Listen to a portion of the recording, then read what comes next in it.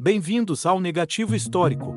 Certifique-se de se inscrever e deixar o like para não perder mais vídeos como esse. Agora, preste atenção nesta imagem. Olhe bem para estes rostos. Eles não parecem monstros de filmes de terror. Parecem vizinhos, professores, pessoas comuns. Mas por trás destas expressões mundanas, esconde-se um dos capítulos mais perturbadores da alma humana. Hoje, vamos entrar em Bergen-Belsen para entender como pessoas normais se tornaram os arquitetos do inferno. Esta é a história da banalidade do mal.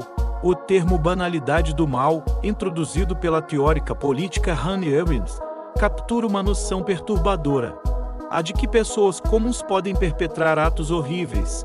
Os retratos dos guardas do campo de Bergen-Belsen fornecem uma ilustração assombrosa desse conceito. Apesar de suas aparências mundanas e comuns nessas fotografias, esses indivíduos desempenharam papéis fundamentais na execução de um genocídio, destacando a realidade arrepiante de como indivíduos comuns podem se tornar instrumentos de um mal profundo. Bergen-Belsen era um campo de concentração nazista localizado perto das vilas de Bergen e Belsen, a cerca de 16 quilômetros a noroeste de Ser, na Alemanha. Estabelecido em 1943. Foi inicialmente planejado como um campo de detenção para judeus que seriam trocados por alemães mantidos em território aliado, construído sobre parte de um campo de prisioneiros de guerra já existente. O complexo consistia em 5 campos satélites, incluindo áreas para judeus com papéis de países neutros ou sul-americanos, e o campo Estrela, onde prisioneiros usavam a estrela de Davi, mas não uniformes. As estimativas atuais sugerem que aproximadamente 120 mil prisioneiros passaram por Bergen-Belsen durante sua operação de 1943 a 1945. No entanto, devido à destruição deliberada dos registros do campo pela SS antes da libertação, apenas cerca de 55 mil desses indivíduos são conhecidos pelo nome. As condições e o tratamento dos prisioneiros variavam significativamente entre as diferentes seções do complexo. Os internos no campo de troca geralmente recebiam melhor tratamento em comparação com aqueles em outras seções, particularmente nos primeiros dias. Diferente de Auschwitz, Bergen-Belsen não possuía câmaras de gás, pois as execuções em massa eram realizadas em outros locais. Contudo, a ausência de câmaras de gás não significava ausência de morte.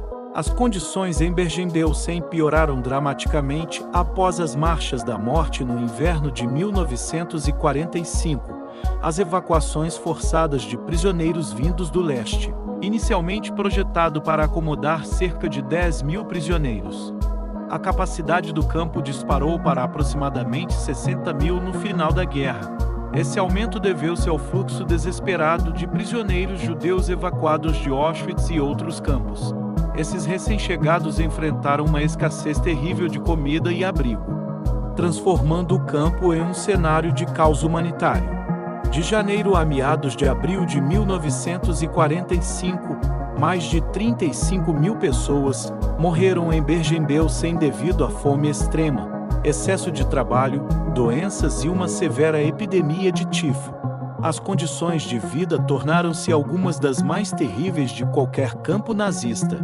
Contribuindo para uma taxa de mortalidade avassaladora, foi neste cenário, em março de 1945, que Anne Frank, cujo diário de guerra se tornaria mundialmente famoso, morreu vítima do tifo. A tragédia não cessou imediatamente com a chegada dos aliados. Cerca de 28 mil prisioneiros morreram de doenças e outras causas nas semanas após o exército britânico libertar o campo, em 15 de abril de 1945. Os britânicos foram forçados a enterrar milhares de cadáveres em valas comuns escavadas às pressas no local. Bergen-Belsen foi o primeiro grande campo de concentração nazista a ser libertado pelos aliados ocidentais, e seus horrores ganharam notoriedade instantânea. As cenas que receberam as tropas britânicas libertadoras foram descritas por Richard Jimbalby, da BBC, que os acompanhou. Ele relatou: aqui, sobre um acre de terra, jaziam pessoas mortas e moribundas. Você não conseguia ver qual era qual. Os vivos jaziam com suas cabeças contra os cadáveres, e ao redor deles movia-se a terrível e fantasmagórica procissão de pessoas emaciadas, sem rumo, sem nada para fazer e sem esperança de vida. Bebês haviam nascido aqui, coisinhas minúsculas e enrugadas que não poderiam viver. O relato da BBC continua, descrevendo uma cena devastadora. Uma mãe, levada à loucura, gritou para uma sentinela britânica dar leite para seu filho e empurrou a pequena criança em seus braços. Depois correu, chorando terrivelmente. Ele abriu o embrulho e descobriu que o bebê estava morto há dias. Este dia em Belsen foi o mais horrível da minha vida. Muitos ex-membros da equipe da SS que sobreviveram à epidemia de tifo foram processados pelos militares britânicos durante o julgamento de Belsen. Durante sua operação, Bergen-Belsen empregou pelo menos 480 indivíduos como guardas ou membros da equipe do comandante, incluindo aproximadamente 45 mulheres. De 17 de setembro a 17 de novembro de 1945. Um tribunal militar em Lüneburg colocou 45 desses indivíduos em julgamento. Os réus incluíam Josef Kramer, o ex-comandante do campo, juntamente com outros 16 membros masculinos da SS, 16 guardas femininas e 12 ex-capos. Entre elas estavam nomes notórios como Irma Grese e Elisabeth Volknert. 11 dos réus foram sentenciados à morte. Eles incluíam o comandante Kramer, Volknert e o Dr. Fritz Klein, que foi considerado culpado de crimes de guerra e crimes contra a humanidade. As execuções por enforcamento ocorreram em 13 de dezembro de 1945. Em Hamelin, 14 réus foram absolvidos. Dos 19 restantes, um foi sentenciado à prisão perpétua, mas executado por outro crime, e 18 receberam penas de prisão de 1 a 15 anos. No entanto, a justiça a longo prazo falhou em muitos casos. A maioria das sentenças de prisão foi subsequentemente reduzida significativamente após apelações ou pedidos de clemência.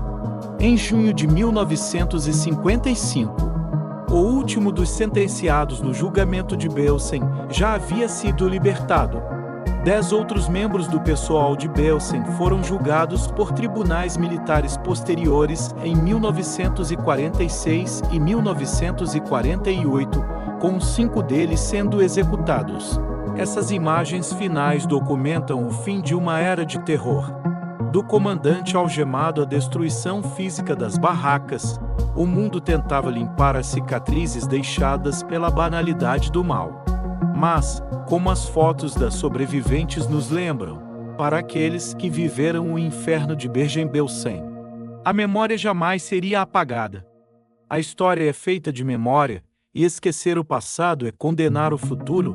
Se você acredita que documentários como este precisam continuar sendo produzidos, deixe o seu gostei e inscreva-se no canal. Isso ajuda nossa mensagem a chegar a quem precisa conhecer a verdade. Obrigado por assistir, e até a próxima investigação.